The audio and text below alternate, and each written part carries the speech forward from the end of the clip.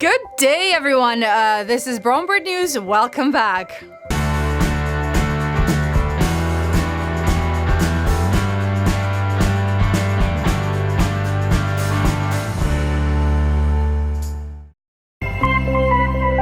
So, on the last episode, we talked about all the household foods that you should not give to your birds. So, on this episode, we're going to be talking about the foods that you can actually give to your birds. And since it's the holiday season and we have to put up some Christmas decorations outside, I thought we would use those foods to make edible bird Christmas decorations. This is my son, Kieran. Hello, everybody. We do a lot of arts and crafts together, so this is something that we enjoy doing together, and this is something you can do with your kids or your grandchildren. It's very peaceful, and it's really a lot of fun to watch birds eat different things from your household. So let's check out what we have here. Okay, so we'll start with fruit. So any kind of fruit. Here we have apples and clementines. These ones are a little bit bruised, and the clementines are what? A bit dry this time, huh? We bought a batch that wasn't so good. So we're gonna use this for the birds. Then we have some grapes. Again, we bought these and they're a bit too soft, right? So that's what we're gonna use it for the birds. Then we have, what is this here?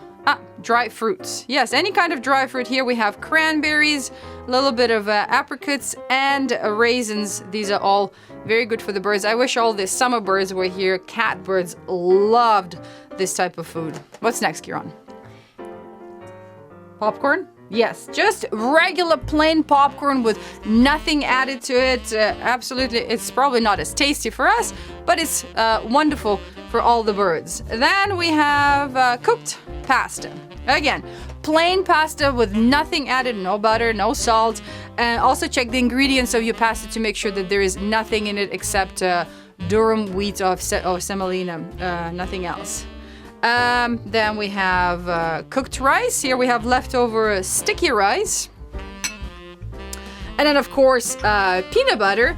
But make sure that this is all natural peanut butter with nothing but peanuts in it. And then for some pretty things, we found some pine cones. We still need to look for more, right? We have too much snow right now. So I've started decorating this, so maybe Kieran can help me with one, or maybe I will do this later. So here's one with the sticky rice. See, it looks like snow. And then there's another one. You can smear peanut butter and you can throw a little bit of popcorn or rice on top. Oof, and I got peanut butter on my hands. And here I put some dried cranberries in this. We'll finish this. So this is my first decoration that I finished. So something like this. See? Bits and pieces of everything. All right. So what are you gonna do, Kieran? Popcorn? All right. So let's start making more Christmas decorations.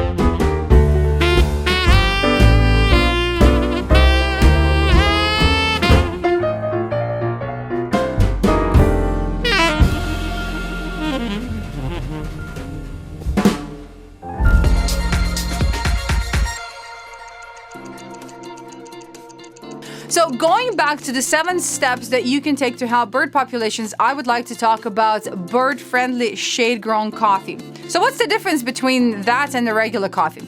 Well, the regular coffee is sun-grown. It means that all the trees have to be cut down, coffee plants are planted, and then coffee beans are exposed to the sun the whole time. They ripen faster, so the farmers that grow them can actually produce more coffee. With this type of coffee, nothing needs to be cut down. Coffee plants grow alongside regular trees. It does take coffee beans longer to ripen, but I find it actually tastes a lot better. There are more and more people producing this type of coffee. Here's a link where you can find where you can buy this coffee in Canada and in US. We buy ours from Le Nichoir, the local bird rehabilitation center, and we find that actually it's not any more expensive than the regular coffee. Longtime contributor John Petrus from Pennsylvania writes to David Bird, "In the fall, my wife and I took a cruise along the shores of New England and Canada, but several ports were bypassed due to Hurricane Dorian. We did visit Halifax and there was significant damage, especially to mature trees that were blown down. Are there studies that measure the impact both immediate and long-term on the bird population, and other remediation programs to restore the damaged environment?" Hi, John. Hope you're well. You bring up a very important point in the impact of violent weather systems, including hurricanes, on our bird populations. It's well documented that with climate warming, the world is seeing more and more such weather systems, including tornadoes, unseasonable snowstorms, flooding, and fire outbreaks. All of these have devastating impacts on birds in both direct and indirect ways. While birds do have wings and thus can go anywhere they darn well please, both migrating and breeding birds can't always escape the ravage of these violent weather systems. It's not uncommon for birds migrating in either direction to be directly killed or to be blown off course away from the safety of their food resources and cover associated with their normal staging sites, only to starve to death or be eaten by predators elsewhere. Indirectly, storm systems, flooding, and fires destroy huge tracts of land, which can comprise both breeding, staging, and wintering areas for birds. The bad news is that conservation biologists employed by our governments do not have unlimited resources to measure the immediate impacts of these violent weather systems on birds and their habitats. The good news is there's lots of non-governmental organizations out there who do care about birds. The Cornell Laboratory of Ornithology, BirdLife International, and the American Bird Conservancy are just some examples. You see, because birds are so visible and lend themselves well to counting, there are many citizen science programs in place to keep tabs on them. Christmas bird counts, Project Feeder Watch, and breeding bird surveys and eBird come to mind. As for remediation to restore the damaged environment, it doesn't always happen as fast as we would like. Often we must simply wait for nature to heal itself because our governments don't have deep pockets for such things. So our birds must rely on the generosity of those folks out there who do care, and making donations to local, national, and international organizations who care about birds becomes ever more important. A joint study published by McGill University, this is the university where Dr. David Bird used to teach, and the University of California, explains how a puffin's bill helps it stay cool. It's always been a bit of a mystery because puffins are so insulated that they cannot shed any excess heat like other birds do. Being capable of long flights which require 30% more energy than just floating about at sea, puffins generate a lot of excess heat. In fact, when in full flight, they generate as much heat as a light bulb.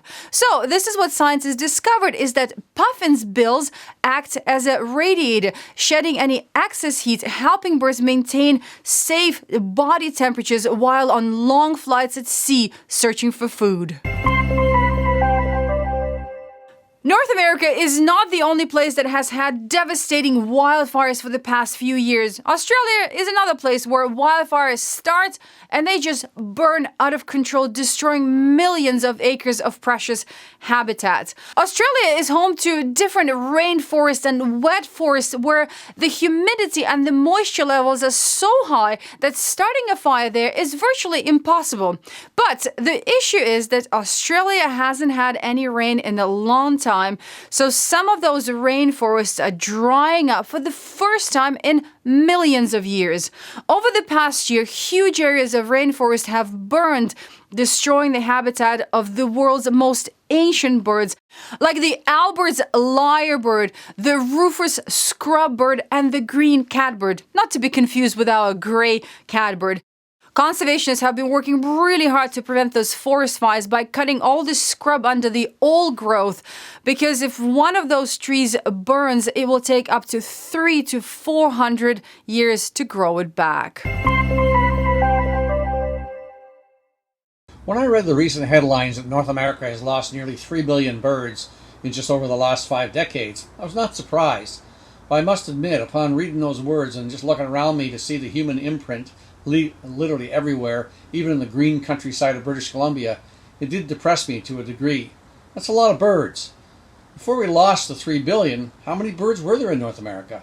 Well, in 1963, Roger Tory Peterson, the godfather of North American birdwatching, estimated there to be between 12 and 20 billion at the beginning of 1960. Going with the conservative figure, that's a quarter of our birds gone in just about 50 years. But it isn't really as big a deal as some bird lovers are making it out to be. By the way, the loss of billions of birds in North American soil has happened before, for a single species and for one reason. To our everlasting shame, in the late 1800s on our continent, passenger pigeons, sometimes gathering in flocks of 2 billion birds, were wiped out to the very last bird by humans just because it was easy to do with only traps and guns. And keep in mind that today, free-ranging pet cats kill 1 billion birds in North America in just 1 year alone. Windows do almost as much damage each year too. Can the birds bounce back if we clean up our act on the planet? Well, let's keep this in mind. A single American robin, producing 2 broods of 4 young each year, and with all of them surviving to breed just as successfully, can leave almost 25 million descendants in a decade. And after 30 years, we would have enough feathers to coat the whole earth 4.5 miles deep. We just need to give the birds a chance. Well, this is all we have for you this week. Please don't forget to check out Bird Friendly Coffee and let me know what kind of bird Christmas decorations you end up making. Take care, everyone. I'll see you in 2 weeks.